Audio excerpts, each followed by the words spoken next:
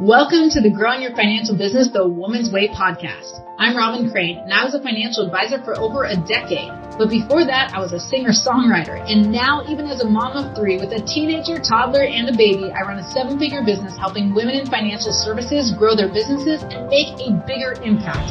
In this podcast, I'll bring you financial advisors, industry influencers, and highly successful entrepreneurs to give you innovative strategies designed for women. So get ready to learn how to get in front of the right people, get more ideal clients, and be able to grow your ideal business so you can live your ideal life. Welcome to Growing Your Financial Business the Woman's Way. It's Robin Crane here with Mary Cheyne. And Mary is actually a world champion of public speaking, first runner-up out of 25,000 contestants from 14 countries. And it all started with being extremely self-conscious about speaking and ended up with this incredible transformation. She's helped thousands and millions of people, I'm sure, around the world now.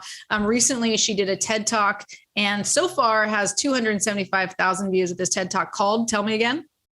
The Hidden Power of Bruce Lee That We All Have. Hidden Power of Bruce Lee That We All Have. So check that out. And she has a best-selling book called Present Yourself in Public Speaking, Tell Your Inner Critic to Shut Up, and The Real You to Speak Up. Okay, so I'm very, very happy to have Mary here. And she's actually also a black belt. So she knows a thing or two about Bruce Lee. She knows a lot about speaking. She's actually been in my world for the last 5 years and working in the FEMM Mentorship, if you've heard about it. But the main thing is I know her well, love her a ton, and I'm so excited to have you here. Thanks for coming. Thank you, Robin. And I love you too. We love each other. We'll skip the all the hugs and the lovey-doveys. But what we want to talk today about is really leveraging your voice for impact and income, because it's really important to, one, have a voice, to use that in some sort of stage atmosphere, let's say online, offline, but using it in front of people where you can make a bigger impact instead of just talking one-on-one. And then, of course, it's going to help you grow your business and make more money, help more people, like my book suggests. So tell us, before we get into the goodies of speaking and leveraging your voice and to be able to do that, tell us a little about you. I know I mentioned that you're self-conscious when you first started speaking. Tell us a little about your background, because it is kind of a crazy transformation of where you were and where you've come. Well, my first career out of college was a computer programmer, and that's what I went to school for. I was a computing science major, and I was extremely self-conscious when it came to speaking up in front of others. One-on-one, I was okay, but in conference rooms or in front of a crowd of people, or even to people that I would perceive at the time as my superiors, I was very hierarchical minded, coming from the Chinese background. I mean, I was born in Hong Kong, and when I was 7 years old, my family moved to Sydney, Australia, where I grew up. But still, there was a lot of cultural conditioning. And I mean, you don't have to be Chinese to understand that even in childhood, you have a lot of conditioning from your parents, from the teachers around you. And so, being the product of your environment, I found myself in that position where I felt very self-conscious to share my voice. And at the time, I didn't know this, but now looking back and reflecting in the majority of the process and the work that I do with my clients now in helping them become better communicators and confident speakers, is not just about the mechanics of speaking. It's really about excavating your past conditioning in order to really get to the root of what's causing you to be self-conscious or not be fully confident, or feeling the barriers of you putting your voice out there more in order to help more people. And so it's been a journey, and it still is a journey. It's a forever journey. I'm always engaging in the process of deepening my own self-knowledge and uncovering things that are keeping me from sharing my voice so that I can help more people. And so that transformational journey has been not only eye-opening, but metaphorically deepening my understanding of myself, so that I can get to the root of who I'm actually about, so I can help more people do that and liberate themselves in order for them to share their voice. In this example that you mentioned with the people listeners of this podcast, in helping them leverage their voice so that they are helping more people, and at the same time as a byproduct of that, making the profit that by putting out their value to more people, create that value out there and receive that value back. Yeah, I think in the financial industry, there's definitely a strategy around doing seminars. It's very common, especially pre-COVID. It was very common to do have the seminar. Sometimes they call it, the Clean Plate Club, I think, or Lick the Plate Club or something, because they would do these free seminars and people would come just to have free dinner, and which is why I say lick. I forget how they say it, but you guys can correct me and put in the comments. But basically people would just come for the free food. But why did people keep doing that? Why did advisors keep doing that? Because ultimately even if they dropped 5, 10, 15 grand on a seminar, they'd get one client, and that client is, is worth a lot to them. And also, of course, they're providing tremendous transformation by working with that client, not just 1 year, but for the rest of their life. Right. So I think a lot of advisors who have experienced that know that speaking could be transformational in regards to both themselves and their business. And I think a lot of women especially have that feeling of being self-conscious, and that's very normal, very, very, very normal. And I think that's to be expected. What I've noticed, and I think it's really interesting because you go so much into the heart, what I've noticed is that in the industry, many advisors are using these pre-approved materials, which are very much educational. And it's like, let me educate you about an annuity, or let me show you, talk about retirement. And if you don't save this much and how you'll be behind, and if you start saving early and all this stuff, which is very educational, very factual. And I actually think a lot of advisors hide behind that because you aren't taught in the industry to tell your story. You're not taught to use examples of your clients. You're not taught to, to really motivate. And as you know, because you've been in my program, I'm always about you don't educate, you motivate, because you want to drive people to have a better life, and working with you is that better life. So just giving you, and I think the listeners would maybe relate to this, just about like the educational piece. But what is your feeling about that? Because I know you have so much heart regarding, like, if you're on stage, what is really the purpose of that? And what do you bring to that to get rid of some of that self-conscious feeling, and also to provide more value for the audience? Yeah. One of the things that I help my clients with is getting through the fear, and I choose that word very intentionally, moving through the fear and the self-consciousness about potential judgment, because that will come up, especially when you're outside your comfort zone. And it's not about getting rid of the fear or getting rid of the self-consciousness, it's navigating through that. And one of the ways, especially if you're in business, that I come back to time and time again, even now as I continue to step out in bigger and bigger arenas, is to firstly decide for yourself, internally decide, make a commitment, make a decision that the purpose of you doing the business that you do, serving other people, helping their lives, that needs to be the higher order bit. That needs to be the higher purpose, so that when the fears arise, and they will, especially when you're outside your comfort zone, then there is an anchor, there's a North Star, so to speak, that you feel is more important than your current moment fear. And at the other side of that, in leveraging your voice, speaking, right, to me is such a low hanging fruit in terms of getting in front of people. And that, like you pointed out at the beginning, whether it's virtual or whether it's in person, because think about this, when you're in a networking event, let's say, and you speak one-on-one with people, hey, here's what I do, and how about you, in a 1 hour, 2 hour networking event, if you're very effective and efficient, you might get through 5 people at most. When you're speaking, number one, immediately you are automatically by default the authority in the room, because this is why they have you as the guest speaker. You are the subject matter expert bringing in the knowledge.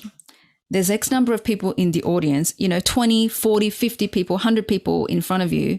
So you say that same spiel once and 50 to 100 people hear you. And especially now online, 1,000, 2,000, it's unlimited worldwide audience that could potentially be hearing you, right?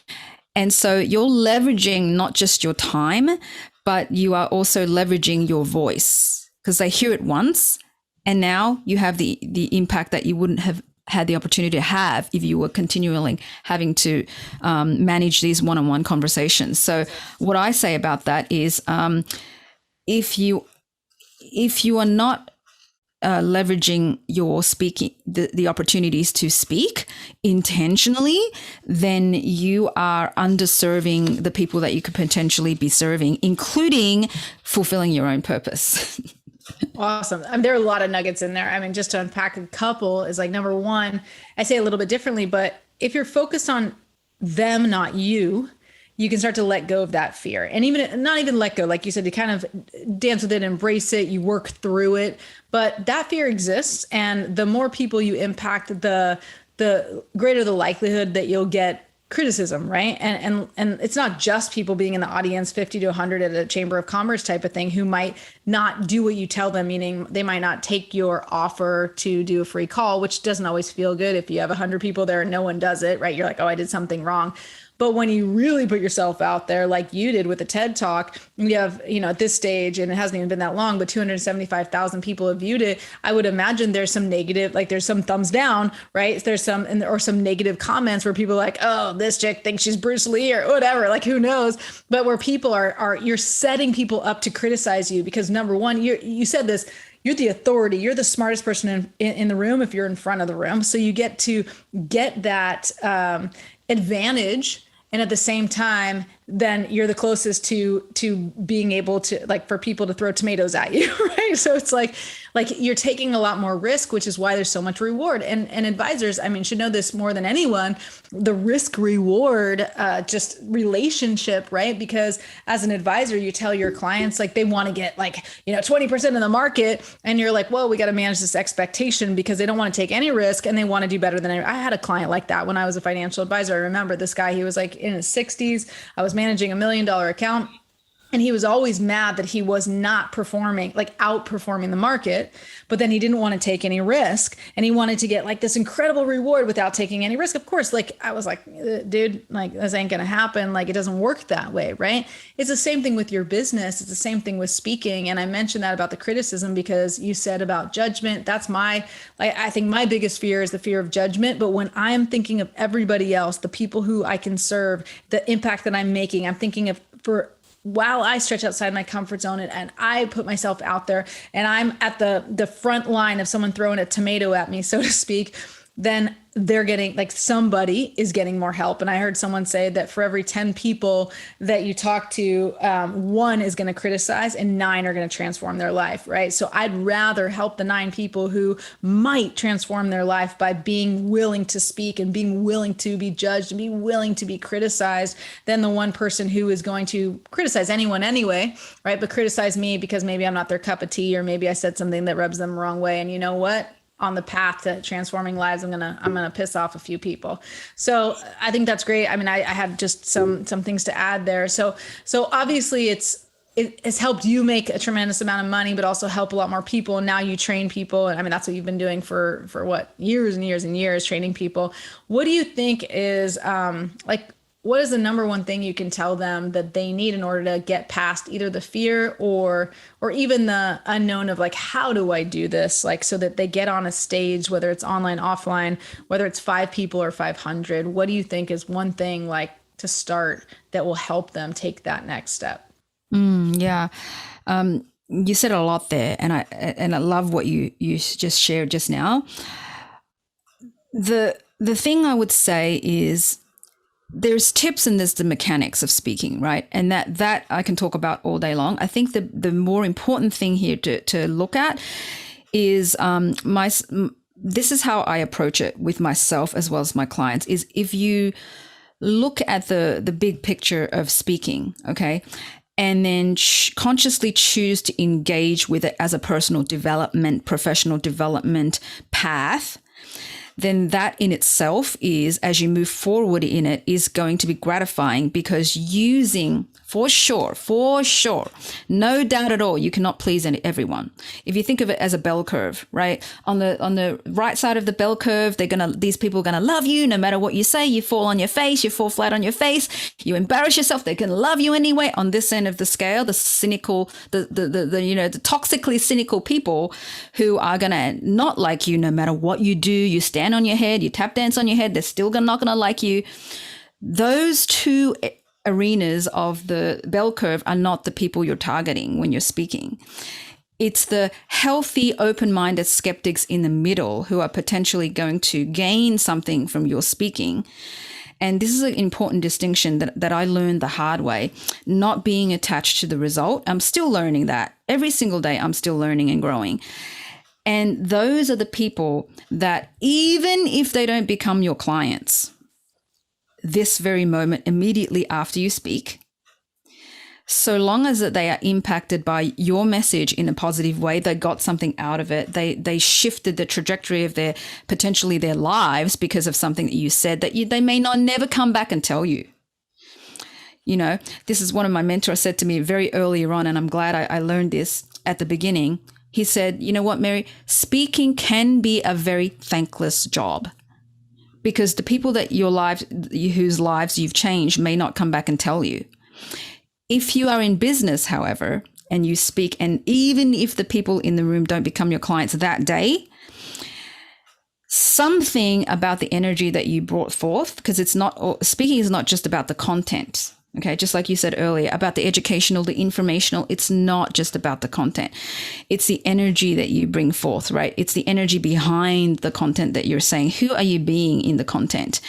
If you are walking the talk, I'll give you one. I'll pause there and give you one example, and I'll come back because it's relevant. I'm in the process of hiring people for my company, and this one guy that I'm speaking with, who also has a form of speaking training himself, wants to learn from me. And I said, "What's your biggest challenge?" He said, "Well, one of my biggest challenges is that I feel like a fraud."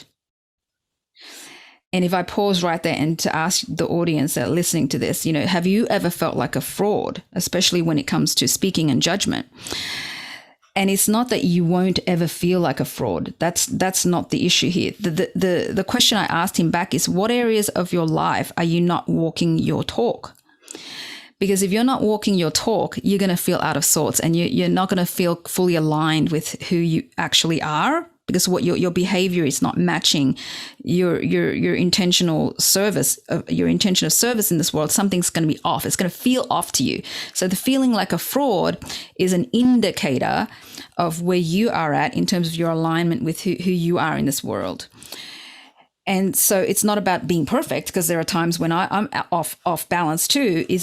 But if you have a very true, a very intentional way that how you want to create your life in order to help people, which I believe many of your audiences do, then it's really about recalibrating that so that those judgments, when they do arise, whether it's externally, your fear of other people judging you, is actually a mirror of your own judgment of yourself.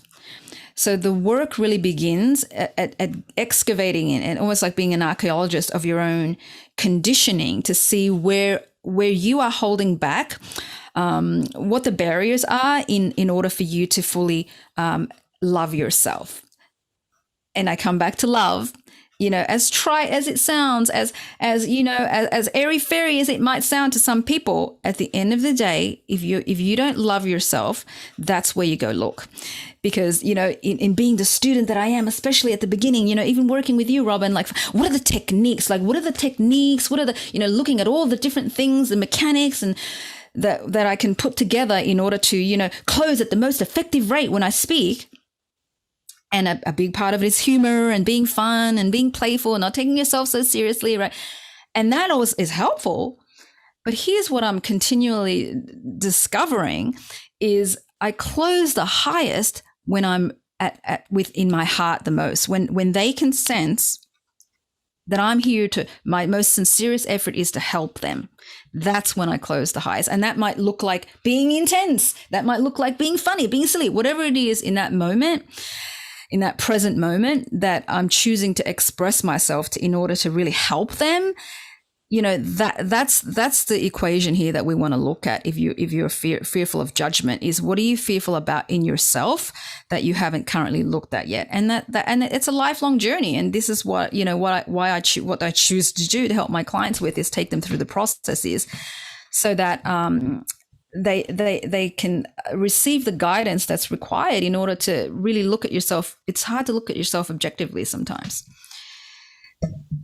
Yeah, absolutely. Well, I mean, I think it's really interesting because I would just think like some people listening going, whoa, I love myself. Like I'm good. Or, I'm not that self-conscious. I mean, I've done seminars and I followed the scripts and, I showed them the slides and whatever, and it's not that big of a deal. Like, well, why are you getting so deep on me? And maybe, you're also someone out there's thinking like, this is fascinating. Like it's all about me.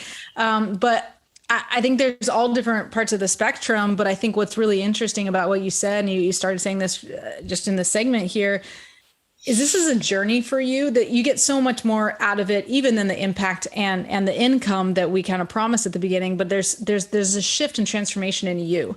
And if you just follow, and from my perspective, this pre-approved materials, and you're just teaching and educating about, not that you educate about stocks and bonds per se, but a product, or you're talking even about like lifestyle and how saving is going to get you the better lifestyle, but you don't incorporate you, and you don't incorporate your stories, and you don't talk about, like, you don't use your heart, like Mary is saying, like you're not connected and you're not in intention with really what you're here to do, then you won't drive the right people to you. And as airy-fairy, like you said, as that sounds, I think that will resonate with a lot of women that are like us out there that care so much about helping people. If we called this speak to close, many of you would not be here to listen to this podcast, because it's like, okay, I want to learn to speak to close. Like, that's good. I'd like to speak to close more clients. But what drives you is the impact. What drives you is helping people. And of course you want the income to go along with that. But what drives you is that intention to serve and help people. And what Mary's saying is, even with all the mechanics that, I've taught you how to sell from the stage or whatever, that because you came being a great speaker, but you weren't necessarily converting, right? You had the heart before, so you needed the mechanics, but now you combine the mechanics with heart. And when you use the baseline, just like you teach the mechanics, use the baseline stuff, and you put all the intention behind it, the heart behind it, you be the real you really find your voice and be just in alignment with what you believe in, who you are, you'll attract the right people to you, and you'll be closing like hotcakes, right? Not because you're trying to close, but because you're trying to serve and you're trying to transform lives. So I think that's huge what you bring to the table, Mary, because, we've talked about this with what you're focused on, what you do. You're like, I want to keep bringing more heart. Like, there's plenty of people out there who can teach speaking, and they teach the mechanics, and everyone can learn that. But what you bring that's very different is bringing that heart, and allowing people to embrace the fear and not even let go of it, but just be okay with it. And I like how you said it. It's like the intention of helping others just has to be greater than the fear of judgment. It's like, I've said this, you might have heard me say this, but I say, I will choose fear every time for the sake of transformation. And I do a lot of things that scare the living bejesus out of me, but I do it because I know that putting myself out there is getting me closer and closer to creating a bigger impact. And whatever scale this is for some of you, if it's 12 people or if it's 1,200 or 1.2 million people, putting yourself out there where you're constantly stretching yourself and putting yourself out in front of more than one person at a time is a way to leverage your voice, to have a voice, and to impact more people's lives. Give me one, I know we only have a few more minutes here, but what else, anything else you'd like to add to that and kind of to guide them through this? And then we'll talk about how to find you. Yeah. What I say when I speak to business audiences, especially, one of the things that I say is no cold calls. Like, since I started my business full time, I've made 0 cold calls. Why? Because I don't want to do that, because it sucks my energy to do that. And why would I do that when I have the stage? And especially now, since COVID hit, and there was a lot of panic. Oh my God, all the in-person stages have gone, and, no one's meeting in person anymore. And so what happens? Well, everything just moved online. So in fact, I have clients now all over the world. Like just last couple of months ago, when I spoke to South by Southwest, which is an international conference. And just from that bucket alone, I ended up, creating a bunch of clients who are international clients. So I say that because, like, where are you not leveraging that for yourself? And why wouldn't you leverage that for yourself? You know, people don't realize there's tons and tons of speaking engagements out there, like millions and millions of speaking engagements out there, meetings, group meetings, you know, professional association meetings, all sorts of groups, women's groups, who are hungry and desperate for speakers, and not just speakers, good speakers. So that I want to make that distinction, because, you know, it's important for you to show up and rock the stage, because then that speaking engagement itself is going to generate you tons of follow-up speaking engagements, because someone in the audience is going to come up to you and go, you know what, I have this group. Can you come and speak to my stage? And then it organically grows in itself. You know, initially when I first started my business, I really took my energy to really create a lot, go and find these speaking engagements. And now I'm still, you know, getting business from those initial speaking engagements, because like I said before, you don't know whose lives you're going to touch when you speak. So, you know, if I had to summarize it, is speak, speak, speak. Absolutely. Absolutely. Speak. Did you hear that? Speak. And I would agree with you about the board. Like I always tell the women who come to my, my tag challenge, my appointment generator challenge, like we teach a totally different strategy. It has nothing to do with speaking, but it's reaching out to people. And I'm like, borders down, like forget the borders. It's online. This is an online world now. And if you didn't get that before COVID, you should be getting it now, because it woke us up, and the industry especially is very archaic, and everything is about networking and dialing for dollars, whether they're doing cold calling or warm calling and making their list of 100 or whatever. But it's like, it's all based on this running around and not leveraging your time one-on-one, not just one-on-one networking one-on-one marketing, let's just say, and all in-person marketing, but it's also one-on-one meetings. Like you and I, we have leveraged programs where we're doing group, and like community, people are dying to be with the community, have this community.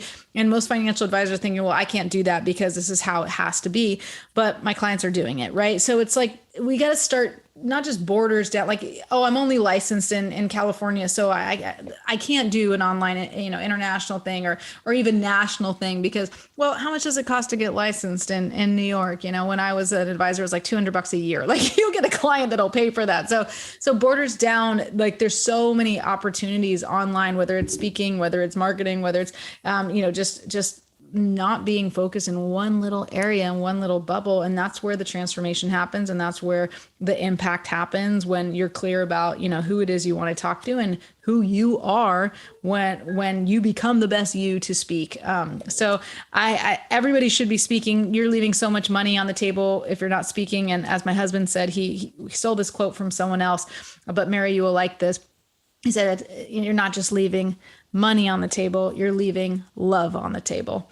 And that's the most important thing. Like we are all about impact and transformation. And if you don't find your voice or own your voice or have something to say that's from you and from your heart, not just from, you know, educational standpoint of pre-approved materials and what's going to happen with Social Security, then you're not attracting all the people you could be, and you're not transforming all the lives that you could. So if you want more of this and really be able to speak from the heart and be able to grab audiences, grab more stages, and help more people using speaking as a tool to find your voice and to leverage your voice, then hit up Mary Cheyne. You can find her at... If you go to magneticpodium.com, that's my website, magneticpodium, or one word, .com/inner critic summary. Inner critic summary is also one word, so that you can download my 2-page, hard, well-earned over 15 years of experience and research on the summary of how to not allow your inner critic to stop you. All right. So get the download. So magneticpodium.com/inner critic summary. Got it. Nailed it. Okay, cool. And definitely check out the TED Talk on YouTube. You can probably just look up Mary Cheyne. You'll see a ton of videos from Mary, and definitely the one TED Talk. Give it a like, give it a share, and let people know about it, because it's phenomenal and it's going to change your life. Thank you so much, Mary. And thank you to the listeners. Thanks for having me. My pleasure. Are you getting all the quality prospects on your calendar that you'd like? If not, join us in the Appointment Generator Challenge. Go to FemaleFinancialAdvisors.com and register for free. We guarantee you'll get 5 quality appointments in 5 days if you follow this system, and you can do it from online. You don't even have to pick up the phone. Whether you're just starting, whether you've been in the industry 3 to 5 years, or even 30 years, this challenge will be perfect for you. Check it out, femalefinancialadvisors.com, and register for absolutely free. Can't wait to see you there.